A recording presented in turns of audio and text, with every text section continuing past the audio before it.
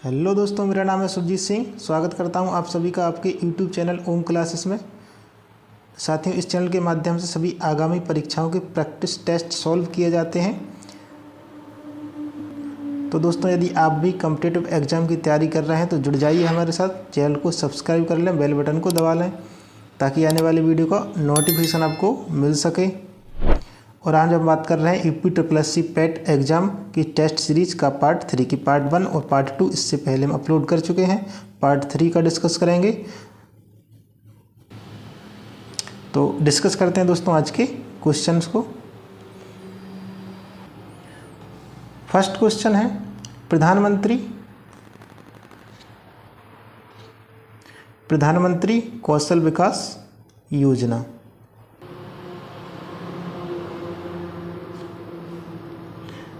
प्रधानमंत्री कौशल विकास योजना किस वर्ष प्रारंभ की गई थी? तो प्रधानमंत्री कौशल विकास योजना कब प्रारंभ की गई? 2014, 2015, सी है 2016 या 2017। तो दोस्तों, सही आंसर हमारा हो जाएगा कि प्रधानमंत्री कौशल विकास योजना प्रारंभ की गई थी आपकी 2015 में। तो करेक्ट आंसर आपका हो जाएगा 2015। देखिए, जुलाई 2015 में इस योजना को प्रारंभ किया गया था। इसका उद्देश्य लगभग 1 करोड़ युवाओं को प्रशिक्षित करना था, रोजगार के लिए प्रशिक्षित करना था। और ऐसे युवाओं को रोजगार देना इसका उद्देश्य था जो कम पढ़े लिखे हैं। तो ऐसे क्वेश्चन दोस्तों परीक्षा में आजकल पूछे जा रहे हैं। ये क्वेश्चन आप नोट कर लें, बहुत ही महत्वपूर्ण है। और आने कई सारी ऐसी योजनाएं हैं जिससे क्वेश्चन बनते हैं आजकल की परीक्षा में। तो चलिए दोस्तों, नेक्स्ट क्वेश्चन को देखते हैं। नेक्स्ट क्वेश्चन है, प्रसिद्ध नीला पट्टू पक्षी अभयारण्य किस राज्य में स्थित है? तो नीला पट्टू बर्ड सैंक्चुरी जो है आपकी किस राज्य में स्थित है? आंध्र प्रदेश, मध्य प्रदेश, तमिलनाडु, कर्नाटक। तो करेक्ट आंसर दोस्तों आपका हो जाएगा आंध्र प्रदेश। ये सेंचुरी जो है, पक्षी अभयारण्य आपका नीला पट्टू आंध्र प्रदेश में स्थित है। सही आंसर आपका हो जाएगा ए, आंध्र प्रदेश। आंध्र प्रदेश के तिरुपति में स्थित है। बढ़ते हैं नेक्स्ट क्वेश्चन की ओर। नेक्स्ट क्वेश्चन है, शोभना नारायण एक प्रसिद्ध नृत्यांगना है। तो शोभना नारायण के बारे में पूछा गया तो शोभना नारायण किस नृत्य से रिलेटिव हैं? तो किस नृत्य से हैं? कथक, कुचिपुड़ी, ओडिसी या मणिपुरी। तो करेक्ट आंसर आपका दोस्तों हो जाएगा ये कथक से रिलेटेड है। तो ये आंसर आपका एकदम करेक्ट आंसर हो जाएगा कथक से। तो शोभना नारायण जो है कथक डांसर हैं और इनको पद्म विभूषण भी मिल चुका है। बढ़ते हैं नेक्स्ट क्वेश्चन की ओर। नेक्स्ट क्वेश्चन हो जाएगा,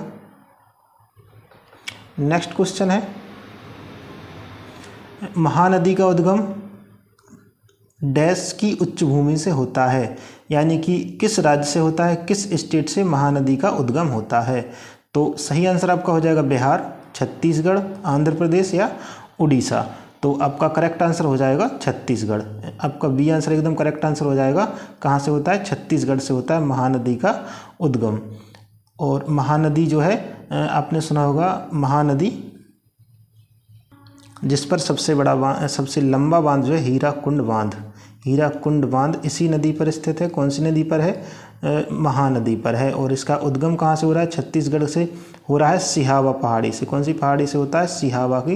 सिहावा पर्वत श्रेणी से इसका उद्गम होता है। और और ये इसका मुहाना कहाँ हो जाता है? बंगाल की खाड़ी में हो जाता है। यानी बंगाल की खाड़ी में गिर जाती है तो मुहाना इसका बंगाल की खाड़ी में हो जाता है।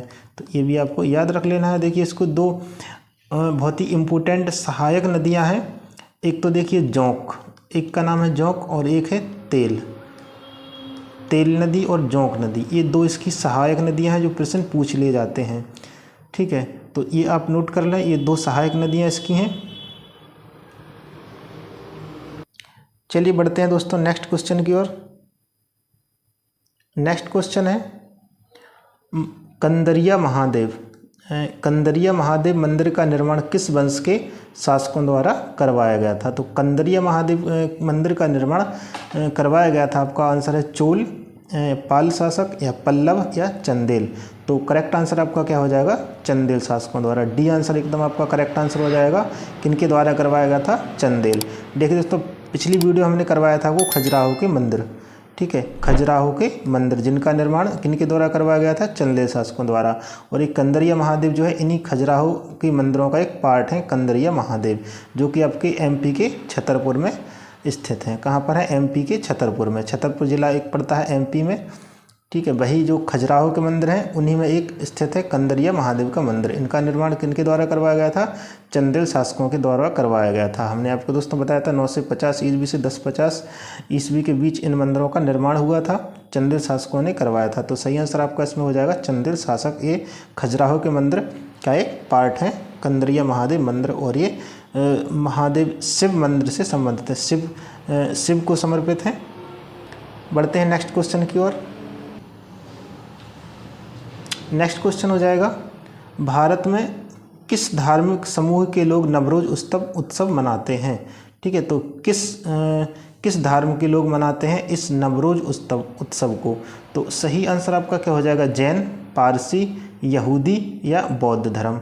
तो आपका एक सही आंसर हो जाएगा बी आंसर, एकदम करेक्ट आंसर हो जाएगा। पारसी धर्म के लोग इस उत्सव को मनाते हैं। कौन सा उत्सव हो जाएगा, नवरोज उत्सव। और नवरोज उत्सव दोस्तों यदि आपने सुना होगा कि नवरोज जो है बलबन के द्वारा शुरू किया गया था। कौन से शासक द्वारा शुरू किया गया था, बलबन द्वारा शुरू किया गया था इस उत्सव को।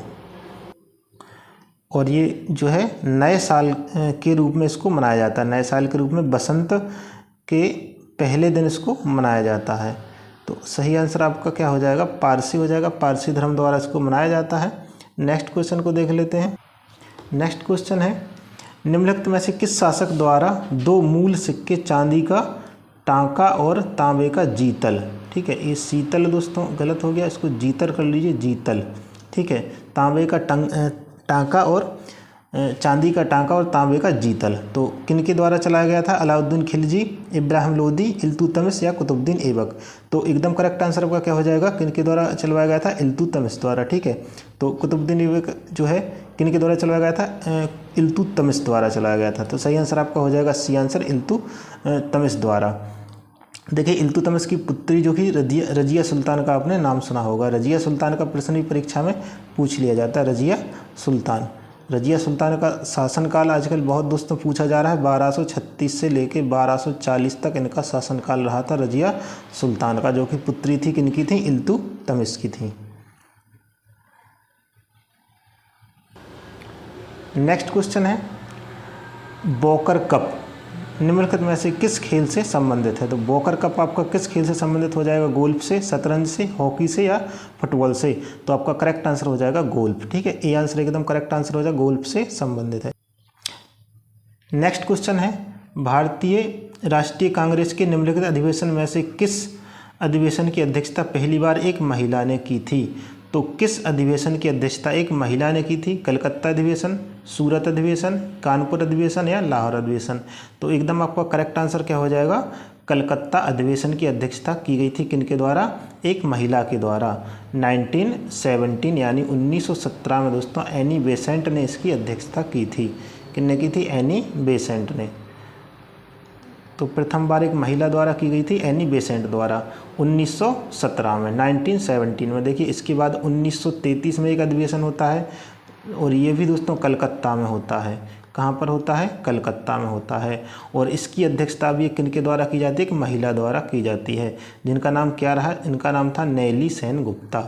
नैली सेन गुप्ता, इनके द्वारा इनका अध्यक्षता की गई थी कलकत्ता अधिवेशन की, नैली सेन गुप्ता द्वारा। सर्वप्रथम की बात करें तो 1917 में एनी बेसेंट द्वारा की गई थी, कहाँ पर, कलकत्ता में। दूसरी बार 1933 में कलकत्ता में की गई थी नैली सेन गुप्ता द्वारा। 1936 का दोस्तों याद रख लीजिएगा, यूपी से रिलेटेड है।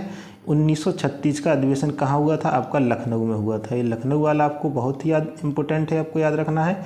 लखनऊ, इनकी अध्यक्षता जवाहरलाल नेहरू जी द्वारा की गई थी, ठीक है, जवाहरलाल नेहरू द्वारा। बढ़ते हैं नेक्स्ट क्वेश्चन की ओर। नेक्स्ट क्वेश्चन हो जाएगा, निम्नलिखित में से कौन सा भारत की मेघालय का एक प्रसिद्ध फसल कटाई महोत्सव है। तो कौन सा एक फसल कटाई महोत्सव है, हरनीवल त्यौहार, चापचारकूट महोत्सव, नोंगक्रोम उत्सव या सरवन उत्सव। तो देखिए आपका एकदम करेक्ट आंसर क्या हो जाएगा, सी ऑप्शन आपका करेक्ट आंसर होगा। नोंगक्रोम जो है उत्सव फसल कटाई से संबंधित है।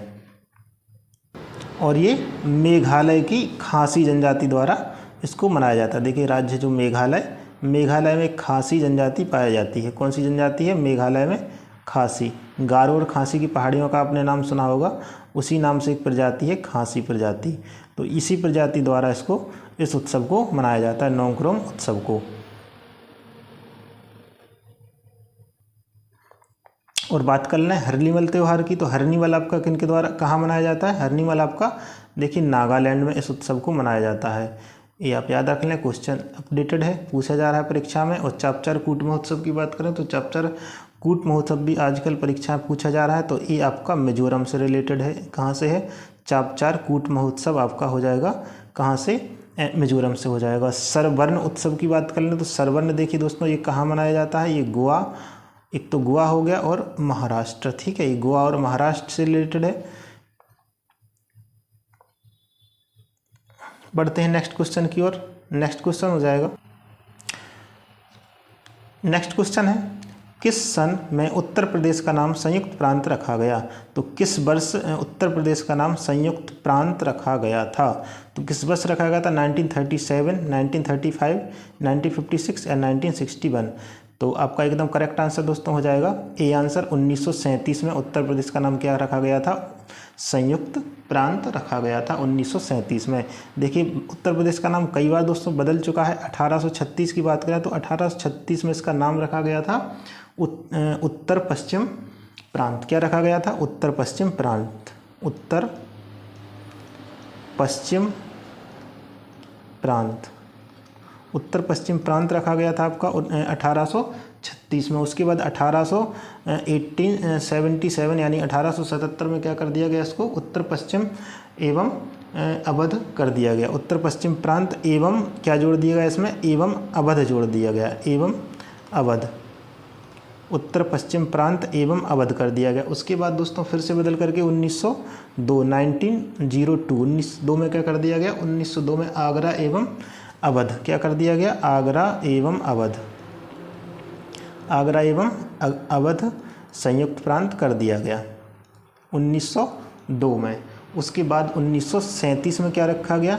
1937 में, 1937 में नोट कर लें क्या रखा गया? संयुक्त प्रांत। कब रखा गया संयुक्त प्रांत? 1937 में रखा गया, संयुक्त प्रांत रख दिया गया। और 1950 में क्या हो जाता है दोस्तों? 1950 में जब संविधान लागू होता है तो इसका नाम कर दिया जाता है उत्तर प्रदेश यानी यूपी। ठीक है, तो ये सारे आपके लिए इम्पोर्टेंट है कब दोस्तों क्या रखा गया है, और ये प्रश्न परीक्षा में पूछा गया है और आपकी परीक्षा के लिए बहुत ही महत्वपूर्ण है, तो नोट कर लें। बढ़ते हैं दोस्तों नेक्स्ट क्वेश्चन की ओर। नेक्स्ट है उत्तर प्रदेश में काकोरी षड्यंत्र कांड कब हुआ?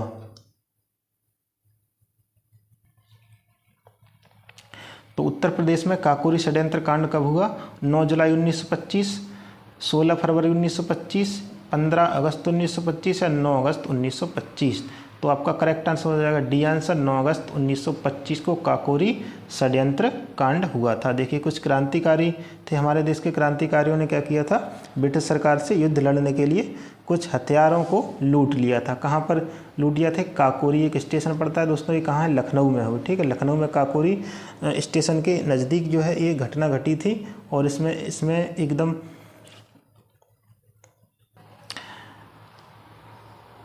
और इसमें नाम किसका आता है दोस्तों? एक महत्वपूर्ण नाम हो जाता है रामप्रसाद बिस्मिल का। रामप्रसाद बिस्मिल इसमें शामिल थे, रामप्रसाद बिस्मिल। ऐसे तो इसमें कई लोग इसमें शामिल थे दोस्तों, लेकिन रामप्रसाद बिस्मिल और अशफाक उल्लाह खान, अशफाक उल्लाह खान, इन लोगों के दो नाम दो ज़्यादा आपको याद रखना है। अशफाक उल्लाह खान, ये ज़्यादा प्रश्न परीक्षाएँ पूछ लिए जाते हैं। बढ़ते हैं नेक्स्ट क्वेश्चन की ओर। नेक्स्ट क्वेश्चन हो जाएगा जल में स्थायी कठोरता का कारण है। तो जल में स्थायी कठोरता का कारण क्या है? Magnesium carbonate, calcium chloride, zinc chloride या कैल्शियम बाइकार्बोनेट? तो आपका सही आंसर क्या हो जाएगा? बी आंसर एकदम सही आंसर हो जाएगा, कैल्शियम क्लोराइड। तो दोस्तों क्या होता है? स्थायी कठोरता किसके कारण होती है? कैल्शियम और मैग्नीशियम के क्लोराइडों के कारण। ठीक है, मैग्नीशियम और कैल्शियम के क्लोराइड इसमें मिले होते हैं स्थायी कठोरता जिससे उत्पन्न हो जाती है। और अस्थायी कठोरता की दोस्तों बात कर लें, यदि अस्थायी कठोरता पूछी जाए तो अस्थायी में क्या होता है? अस्थायी में होता है कैल्शियम और मैग्नीशियम के इसमें होते हैं, इसमें क्लोराइड होते थे, इसमें क्या होते हैं, बाइकार्बोनेट होते हैं। बाइकार्बोनेट किसके होते हैं, कैल्शियम और मैग्नीशियम के होते हैं। ठीक है, उसमें क्लोराइड होते हैं, उसमें बाइकार्बोनेट होते हैं। तो स्थायी और अस्थायी दोनों आपको याद रख लेना है। और स्थायी जो है कठोरता को दूर करने के लिए परम्यूटेड विधि का प्रयोग किया जाता है, और अस्थायी कठोरता को दूर करने के लिए क्लर्क विधि का उपयोग किया जाता है। बढ़ते हैं नेक्स्ट क्वेश्चन की ओर। नेक्स्ट प्रश्न हो जाएगा आपका, रणजी ट्रॉफी 2023 की विजेता कौन सी टीम है। तो रणजी ट्रॉफी देखिए क्रिकेट से संबंधित है। 2022-23 में इसका आरंभ हुआ था, दिसंबर 2022 से चलकर फरवरी 2023 तक ये समाप्त हुई थी। और इसकी विजेता की बात करें तो विजेता में आपका एकदम करेक्ट आंसर क्या हो जाएगा, सौराष्ट्र हो जाएगा। ठीक है, सौराष्ट्र इसकी विजेता है। सौराष्ट्र ने किसे हराया था, बंगाल को हराया था। बंगाल को हरा करके सौराष्ट्र ने इसे जीता है। तो सही आंसर आपका हो जाएगा ए आंसर, सौराष्ट्र हो जाएगा। नेक्स्ट क्वेश्चन है, भारत के किस राज्य के मिर्चा चावल को जीआई टैग मिला है। किस राज्य के मिर्चा चावल को जीआई टैग मिला है, महाराष्ट्र, बिहार, पश्चिम बंगाल या गुजरात। तो आपका करेक्ट आंसर क्या हो जाएगा, बिहार हो जाएगा। बी आंसर, बिहार के मिर्चा चावल को मिला है जीआई टैग। बिहार आपका करेक्ट आंसर हो जाएगा। देखिए दोस्तों 1999 में जीआई टैग आया था, 1999 ये एक्ट आया था। और लागू की बात कर लें तो दोस्तों 2003 से इसे लागू किया गया था। और 2004 में क्या हुआ था, सबसे पहले किसे मिला था जीआई टैग, दार्जिलिंग की चाय को। दार्जिलिंग की चाय को मिला था सबसे पहले 2004 में। ये आपको याद रख लेना है। ठीक है, हमारा क्वेश्चन क्या था, मिर्चा चावल था, जो कि बिहार को मिला है। बढ़ते हैं नेक्स्ट क्वेश्चन की ओर। नेक्स्ट क्वेश्चन हो जाएगा, उत्तर प्रदेश में आयोजित काम्पिल मेला किस समुदाय से जुड़ा हुआ है। तो काम्पिल मेला आपका किस समुदाय से जुड़ा है, सिख, ईसाई, जैन या बौद्ध। तो आपका करेक्ट आंसर हो जाएगा बौद्ध। ठीक है, सॉरी जैन हो जाएगा दोस्तों, जैन एकदम आपका करेक्ट आंसर हो जाएगा। देखिए काम्पिल एक शहर है, कहाँ पर है, फर्रुखाबाद में है। फर्रुखाबाद में आपका ये शहर है, यूपी के फर्रुखाबाद में, काम्पिल सिटी। ठीक है, काम्पिल एक शहर है, शहर का नाम है काम्पिल, फर्रुखाबाद के अंदर ये आता है। और यहाँ पर क्या हुआ था, 13वें जैन धर्म के जो एक तीर्थकर हुआ करते थे बिमलनाथ, इनका नाम था बिमलनाथ। इनका जन्म यहाँ पर हुआ था, कहाँ हुआ था, काम्पिल में हुआ था। इसी कारण दोस्तों यहाँ पर जैन धर्म द्वारा इस त्यौहार को मनाया जाता है काम्पिल मेला के रूप में।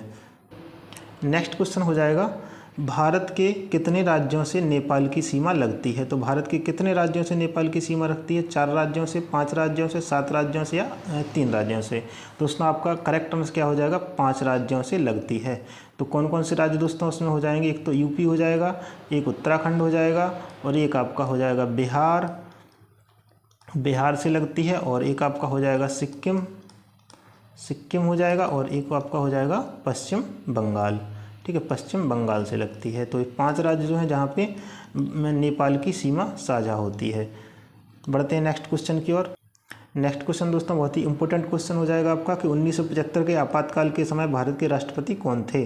तो 1975 के समय भारत के राष्ट्रपति मोरारजी देसाई, फखरुद्दीन अली अहमद, बीपी सिंह या इंदिरा गांधी।